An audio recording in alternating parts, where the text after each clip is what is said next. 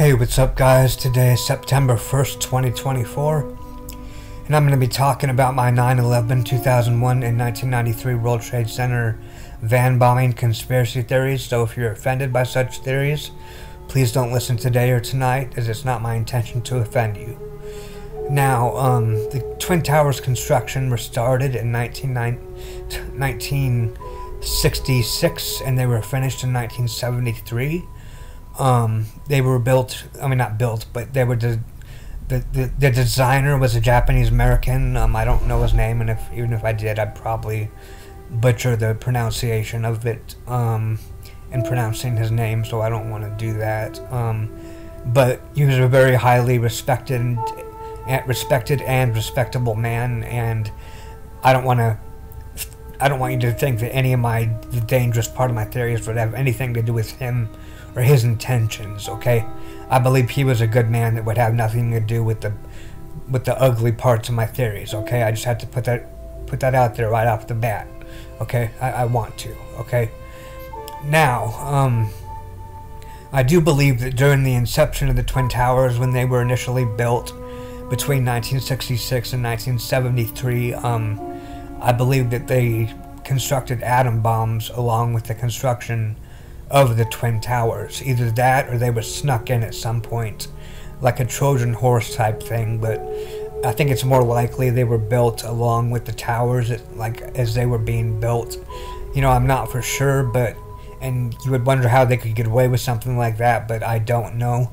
What kind of proof do I have of this? I really don't have any proof of this. I just have what I consider my findings of reverse psychology, and also by going down the rabbit hole, So reverse psychology and going down the rabbit hole are not very credible, I'll say that right off the bat. So please don't believe my theories if you don't want to, or if you don't want to believe them, you don't have to, because they're probably not true anyway, okay? But, there was this ball theory by Richard D. Hall, in which case he said a ball-type drone, according to this video footage from that was aired once on, I believe on CBS, from a helicopter camera. They aired it once, and then it cut and faded to black. Showed a ball-type drone going, coming from the distance, away from the, I can't remember directionally what direction it was showing, but it went behind the North Tower and struck the South Tower, so it was the second impact, but it was a ball-type drone as opposed to an airplane. Now, this is very kind of eerie footage, like, wow, this is crazy, but it's very low quality too, and considering how there are very high quality shots of, September 11th, you might think it's automatically doctored, well, I think it serves more as a reverse psychology purpose. Number one, the ball is like the size of the middle of an airplane, and number two, we'll focus on number one first, and I'll get to the point of what I'm trying to say. I believe the whole point of this ball theory was reverse psychology for a couple of reasons. Number one, in case the airplane story went haywire, because they did plan on going with that story for a long time, guys. I believe the airplanes. I believe there was high quality NIST FOIA, to the eventuality of those videos to be released, aired on TV on 9/11 anniversaries, and shown on, you can find them on YouTube sometimes, but they're kind of getting harder to find, I think. I believe some of these high quality videos were doctored in themselves, okay? I don't believe the abducted flights on 9/11, 2001, which I do believe there were abducted flights, but I do not believe the abducted flights were flown into the Twin Towers or into the Pentagon. I believe none of them hit those intended or supposedly intended targets.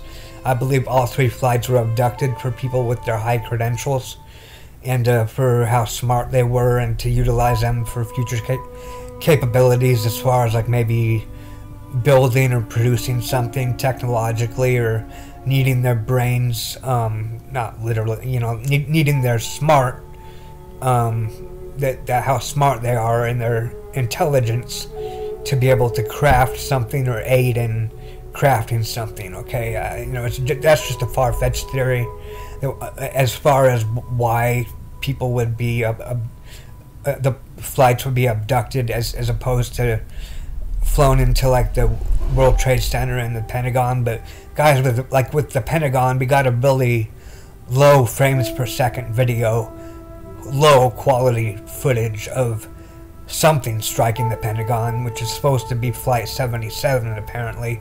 Well guys, I don't think so. I don't think Flight 77 struck the Pentagon, nor do I think either of the airplanes that were abducted, that they said were abducted at least, that were flown into the Twin Towers. I don't believe they were airplanes, guys, okay? I believe all this high quality NIST-FYA footage was crafted before 9/11/2001, possibly, I don't know how far in advance, but however they played it very well in confusing the public by not having clear answers. They wanted 9/11 to be as confusing as possible, yet to have a word from our government on who the real enemy was, and a confirmation, like a self-confirmation from the enemy themselves that, that yes, I did this, like a fall guy, somebody claiming like he would always say, I would watch David Letterman a lot when I was little, and they would always have Osama bin Laden always saying, death to America, and I don't think that's very funny, but it shows the mentality that was the real post mentality of 9/11/2001, that we just assumed a lot of people assumed, based on believing the news media, that it was this foreign presence, when in fact this was more of a sensationalism based thing, based more on like a comic book or something. Okay, now I believe the reverse psychology of these theories is trying to dismiss the notion that there could have been or should have been, but really the fact is there shouldn't have been, which there wasn't, a skyhook mission of atom bombs out of the Twin Towers. And you might be thinking, oh, you said that this ball theory with the ball is the size of the middle of an airplane. Well, that's way bigger than an atom bomb. Well, that's true, but that's the point of the reverse psychology in itself, or could be the point in serving in the reverse psychology, is that the ball is way bigger than an atom bomb, so it would make people automatically dismiss any notion that, oh, well, this dude's backwards theory, is like supposed to be like a skyhook mission in reverse, is legit. Well, they'd say no, look at the difference in size. They'd also say, skyhook takes time, so if it were reverse footage of this ball type drone striking the South Tower with this ball theory, it would take, in reverse, the explosion, well, I mean, how it would have to go, there would have to be an explosion, and then the ball would have to take a little while to come out. It couldn't come out right upon the explosion, because what does skyhook take, like in this Dark Knight Rises scene right here, guys? It takes time. The explosion has to happen, or the hole has to be big enough. However, you're gonna retrieve the object you're trying to retrieve with the person with skyhook, connected to the balloon. Well, you're gonna see how balloons come into this. Balloons gonna end up being the same thing as the word air sac. Okay, when I say this riddle later on, why do air sacs break down? We're gonna arrive, and it gets kind of crazy with this anomaly stuff. We're gonna arrive at a May 28th, 1965 riddle. Why do air sacs break down? Which Guys, May 28th, 1965, that was just a year before they started constructing the Twin Towers, okay? So you gotta think that there might be anomalies in this magazine. And by the way, Life magazine is a New York published magazine, okay? So is Time, but Life is a New York published magazine. And you're gonna see, like, other things in this magazine, like, there's this Dial ad right here with this guy with a scrunched up almost kind of twisted, evil looking face, like he's trying to make like a, I don't know, it strikes me as kind of odd, you know. But isn't it even crazier that this guy, he looks exactly like how Colin Farrell did his makeup for the Penguin in the latest The Batman movie? Well, come to find out, this 9/11, these theories deal with the Riddler type figure, and he's the villain in the new Batman movie, the main villain. Okay, so this kind of like this guy looks kind of like how Colin Farrell dresses up as the Penguin in the Batman movie, and it's a Dial ad, so it's like saying like dial. It could be like a reference to dialing a phone number, and guess what's on the wrapper on the soap in this ad, which I don't know if my picture shows it, but guess what time? There's a clock on it, and guess what time it says? It says 8 o'clock. Like, you know, like how you dial numbers like 1-800. Well, you know, to me that's an obvious reference to like trying to set up like future crime, or trying to gather together a group of people who can trust each other or something, in a different sort of kind of nature, and an advanced sort of communication in which through these mediums they're actually communicating and getting word out to like the general public, but hiring people from the general public, you know, or people who understand this type of stuff and look for this kind of stuff. Okay, I could be completely wrong though, you know. And then on this other page there's a guy that looks like Lamar from the movie Minority Report. Okay, and Lamar's obviously one of the most evil people in the movie, but I'm not trying to say these guys in real life are bad people. Neither of them really. I shouldn't say especially the one that looks like Lamar. You know, I shouldn't be a judge of anyone's character especially based on a conspiracy theory. I don't want to anger these guys are probably pretty old now. You know, this is clear from 1965, or they're no longer with us. You know, so I don't want to like give this wrong sense about them, about these people that may no longer be with us or are very old or whatever, you know. I don't want to disrespect them or their families, you know. So, but I am saying that there is something kind of odd about it. Now on another page you'll find if you guys watched Conan O'Brien when he was hired in 1993, well, it was announced that on April 27th, 1993, that he would eventually be the late night host of late night comedy. Well, his late night show, like Late Night with Conan O'Brien or whatever it was initially going to be called. Well, what ended up being his pilot joke, and keep in mind pilot is key, is that he was going to hang himself. Well, look at this knight in shining armor. It's a knight, and Conan's a late night host. The knight has like a red type like tomahawk, and Conan O'Brien has red hair. So that there's the knight, there's the red hair, there's hangs, and you know his pilot joke was that he was going to hang himself. Well, come to find out, this riddle in this Life magazine, which I'll show you right here, it's a really cruel riddle about emphysema. Something else really odd in this magazine, and it goes, why do air sacs break down? Okay, well, you could air sacs, you know, technically hang, you know, so hanging around, what would hang around, the atom bomb technically could hang around too long and they could detonate it because they didn't get it out of the Twin Towers or something, according to just a theory. A skyhook balloon, if they're trying to retrieve it in the process of removing it, of removing the atom bomb, could could hang around too long and they could shoot down the air stack, or a skyhook balloon, you know, because an air stack, as I said earlier, is just another word like for skyhook balloon. Okay. So yeah, there's some anomalies in this magazine that are kind of strange and kind of weird.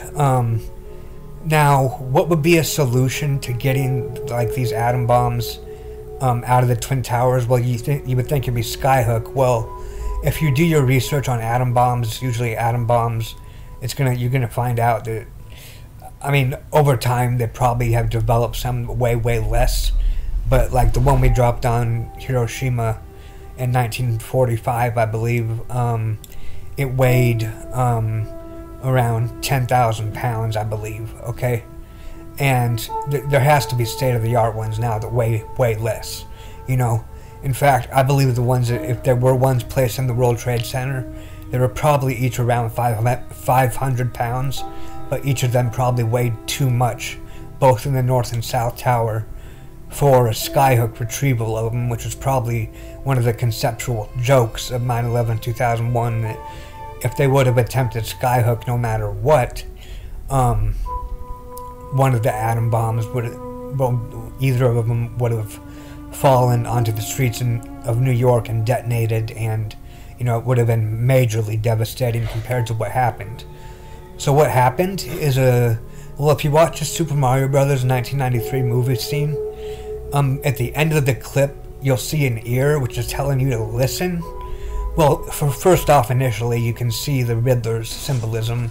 If you pause right when it shows the towers, it shows a question mark formed out of smoke. So there's the Riddler, and there's a hockey player on the South Tower, which means like what looks like he has high sticking, which is like a high above the streets on the DC wire, and Batman is DC Comics, and DC wire means, like, you know, red flagged, and which means they could have been doing dirty deeds because of the having a hold over them with the atom bombs. I don't want to believe this, but you know, you never know how stuff works and how stuff trickles down the ladder, you know. And so you have the and on the North Tower is the question mark formed out of smoke, which is obviously a nod to the Riddler, you know. And it's weird how some of this stuff, like these revelations, all seem to be connecting like a puzzle, especially with the Riddler being the main villain in the new Batman movie, and how the Penguin's in the movie too. Well, like the Penguin in this looks like the Penguin in this magazine, there's a cruel riddle in the magazine. I don't know how many Life magazines had riddles. I haven't studied it yet. I have not bought enough Life magazines from this clear back then to know, you know, what, you know, if riddles like this were common, but it's a cruel riddle, you know.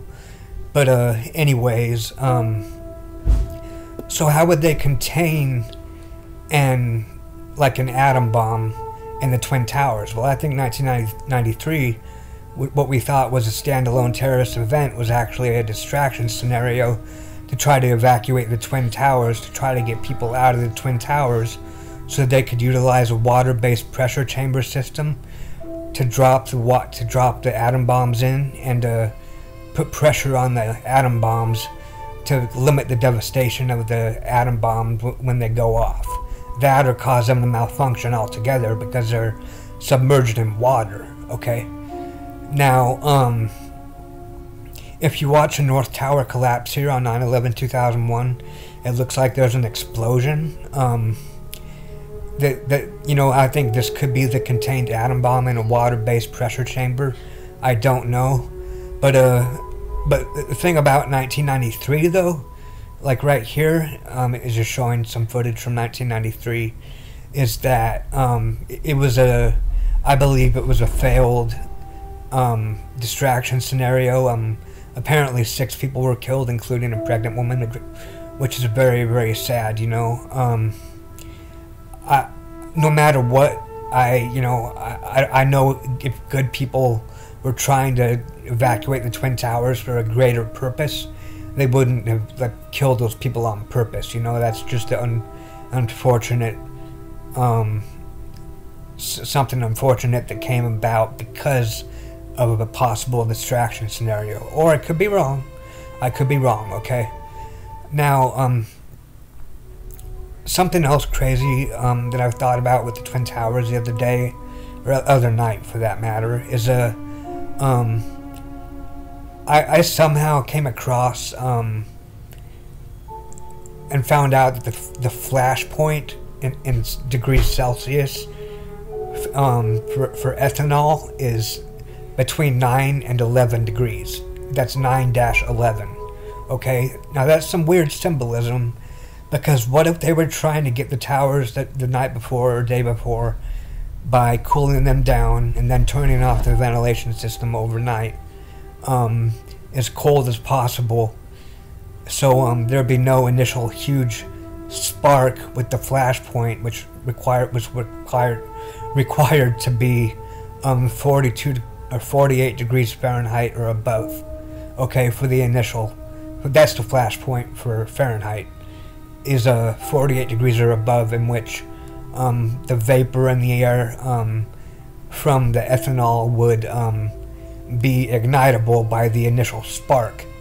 Okay, so this tells me that if they did pour like a bunch of like ethanol or gasoline around the impact zones to try to add to the, like, you know, seep the vapors into the air and stuff, and have it so there'd be a bigger explosion, and like, so in which, you know, logically some people might think that that alone would make it a bigger explosion. Well, it probably would, but if it was cold enough in the towers, that could have greatly reduced the how big the explosion was, I believe.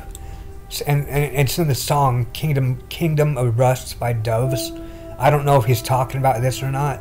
He could be totally talking about something else, just like with this Life magazine. I could be totally off base with that magazine, just like I'm off base with this. But he says blackbirds flew ahead into the cooling towers. Okay. Now, speaking of blackbirds, I believe that blackbird type missiles struck the Twin Towers and not airplanes. I believe there were people like crisis actors that tried to add to the airplane deception, like in this video right here. I believe they made it sound like they heard the airplane when really they didn't hear the airplane. They might have heard. There is a possibility they, you know, it could be like, I don't know. I'm really confused about the airplane deception, because I also have side-by-side comparison shots. This video is also on dailyemotion.com, okay? And these side-by-side comparison shots are really interesting, because one of them, or a couple of them, I think, are high quality, like NISTFOIA, if I remember right. But if I don't have them on here, then forgive me, then I'm wrong. But these side-by-side shots, they basically, the whole point is, you know, that we realize that someone's trying to deceive us, you know, no matter what, okay? But the fact that, like, with the one where, well, it'd be too hard to explain right now. I'd have to, like, have, like, some sort of board or something, and some way to point at stuff, but I can't really explain it right now, sorry. But anyways, but one other thing about airplane wings, or airplanes, is I think airplane wings are so flimsy, and the way they're bonded on the airplane, I think they'd bust right off, like in this Dark Knight Rises scene. If they hit the Twin Towers, they would have busted right off, and they wouldn't have caused the structural damage they seem to cause in this picture right here, on 9/11/2001, on the Twin Towers. So yeah, I think there were Blackbird missiles with like solid objects on the sides that appeared to be airplanes. So a lot of people did claim to see airplanes, but you know, that comes to be the main consensus, is that, oh, they were airplanes because we all saw something with objects on the sides, you know. Some might have said smaller airplane, some said bigger airplane. Initially, a lot of people were going with smaller airplane, like a smaller scale airplane. I don't know why they said this. I think this is when the FBI was kept out of the loop about the initial flights. Flights that were being abducted. I don't know for sure, because the FBI didn't have anything to say at that point. Well, at the point of this guy being interviewed, in which he said he saw something like bounce off the towers. He was at a restaurant in New York and he said he saw something bounce off the towers. Okay, and around that time it said like the FBI, they said the FBI, the news said they still don't have a word from the FBI on whether they were like abducted flights or like the whereabouts of like if these flights were abducted or something. So, and how is that even possible? I think it's because that was not the flight that crashed into the World Trade Center. I don't think it was an airplane at all. And if it was an airplane, it was a small, well, no, it's not. It couldn't even have been that. It wouldn't, you know, with my theory that the only possible way that the airplane wings, you know, I'm going back to this airplane wings thing because it's really important, because it can, a little part of this deception can answer a big question about 9/11, I think, okay? And it's with the airplane wings, okay? And general debris of Ground Zero and getting valid claims about Ground Zero, okay? How much do we really know about Ground Zero, guys? It's really vital that we have like a complete analysis of what happened on that day.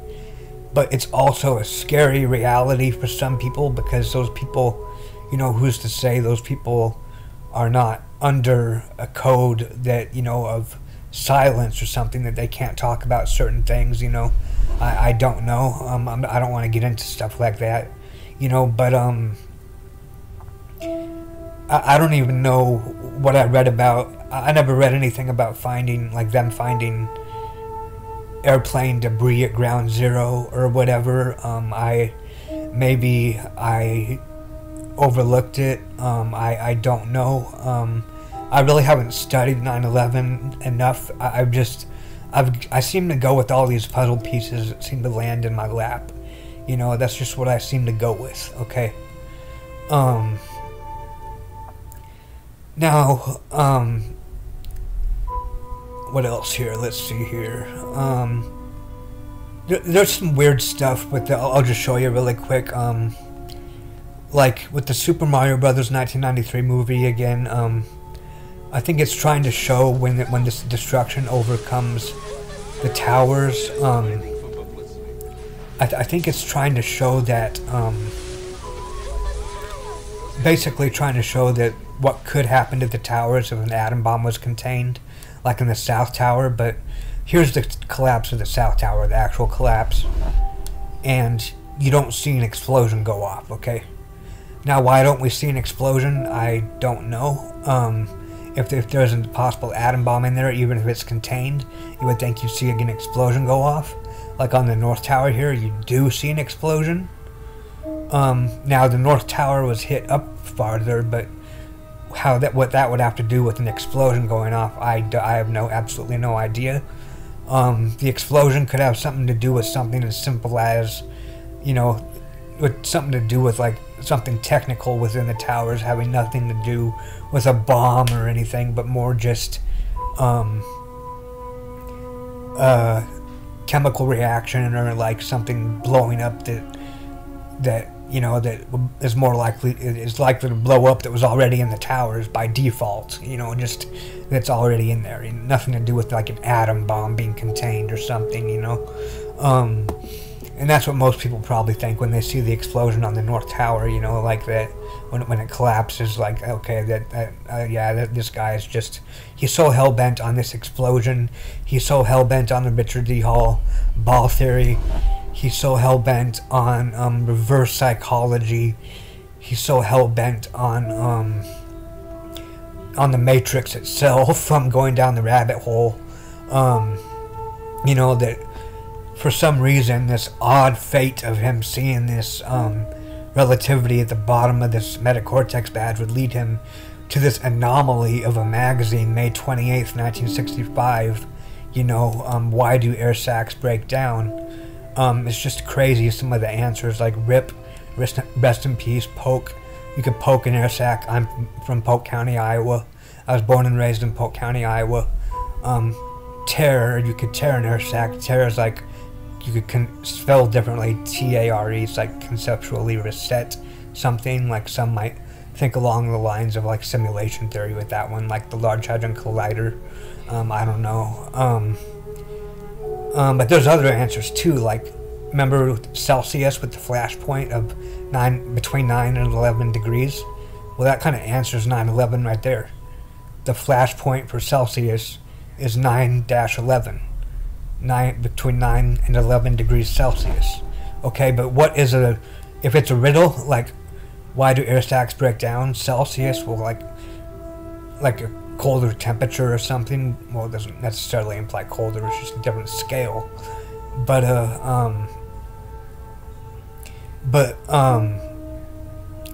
you could look at it as cells see us, like terroristic cells see us, like, through remote neural monitoring.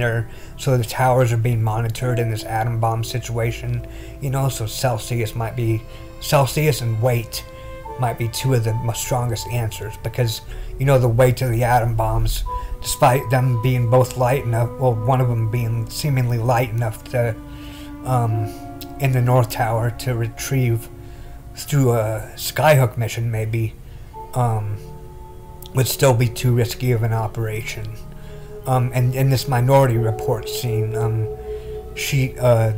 this precog who can apparently see into the future, tells them to stop in the middle of, like, or this lobby where everybody can see them, where obviously the surveillance footage can see them too, which is the whole point in the movies, that she wants to be seen by surveillance footage, so she looks like a real precog, which she might or might not be, but she goes with her intuition, and or trusting that there are people in the mafia in the mall that will,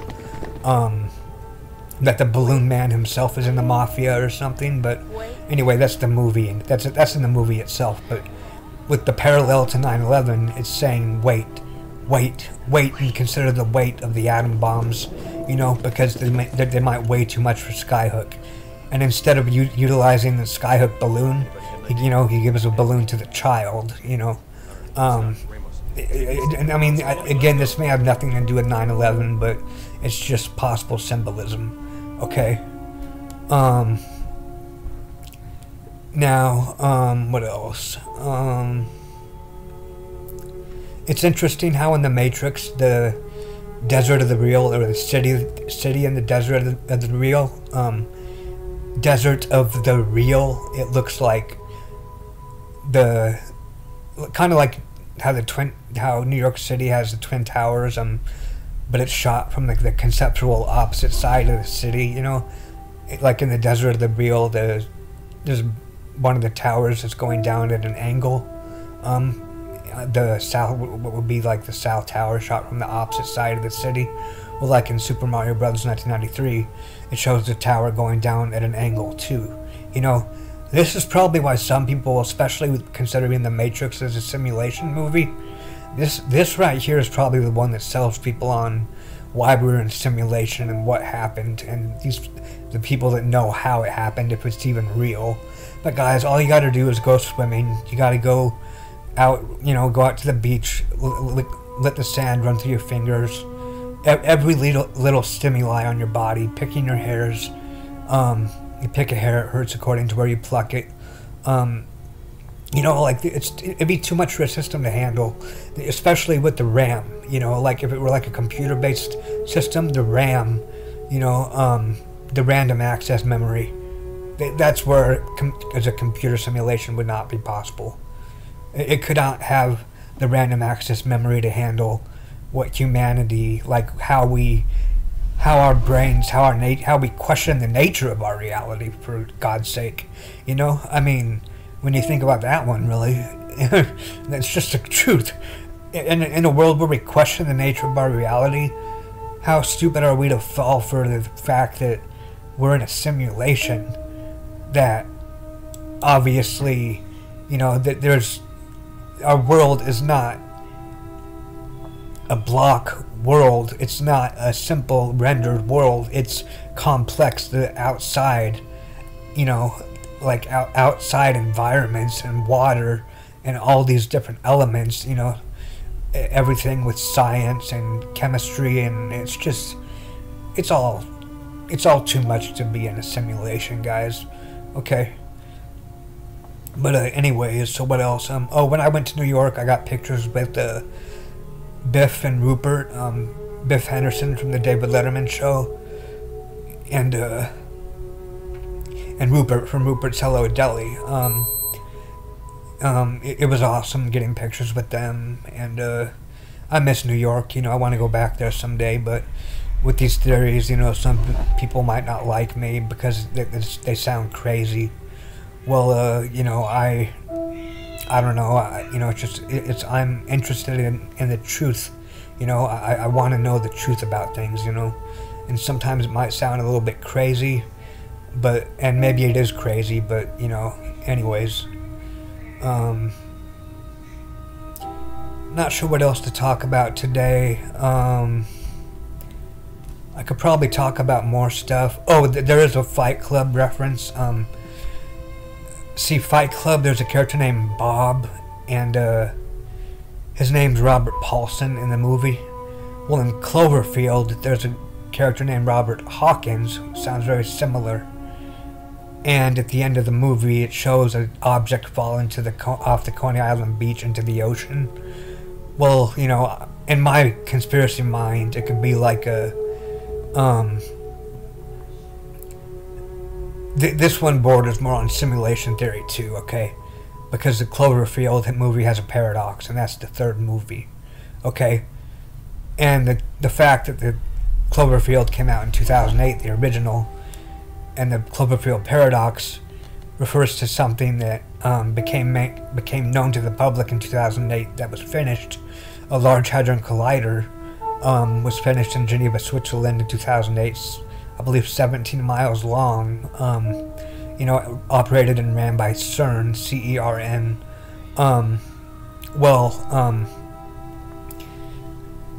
Basically the inception of the Large Hadron Collider could represent like the Cloverfield paradox, in that, oh, are we considering it now a possibility that we could go back in time and change something about something, or that there could be like a monster attack that happened in our country that they wanted to retrieve data or retrieve video evidence from, and like there's a no-kick zone, like where people don't get rewound in the hallucination, like way below ground beneath the Large Hadron Collider.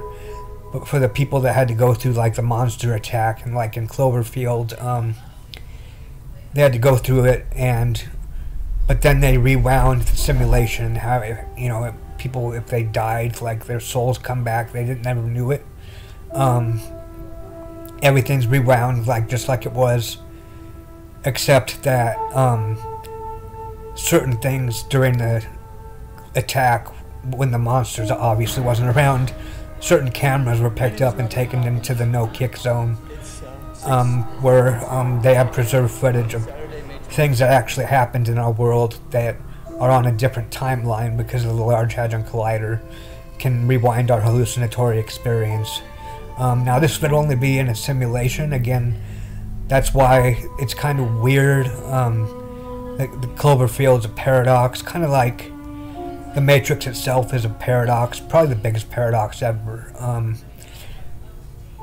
Yet it's obvious as hell, you know, that we're not in a simulation, you know.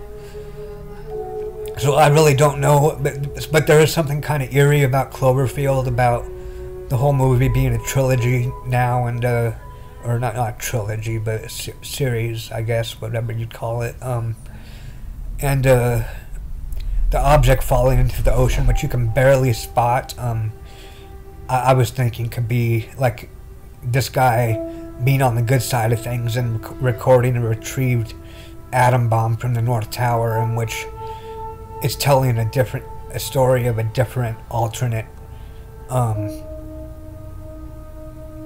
timeline or something. I don't know, but the thing is, here's the weird thing, is that the Twin Towers are not in this movie. This is a 2008 movie Cloverfield, the original, which takes place in 2008, I think, in the movie. So the Twin Towers are not in the city. At least I don't see them in the movie at all. Obviously, the Statue of Liberty is. It's in New York, which is probably why some people are offended by it.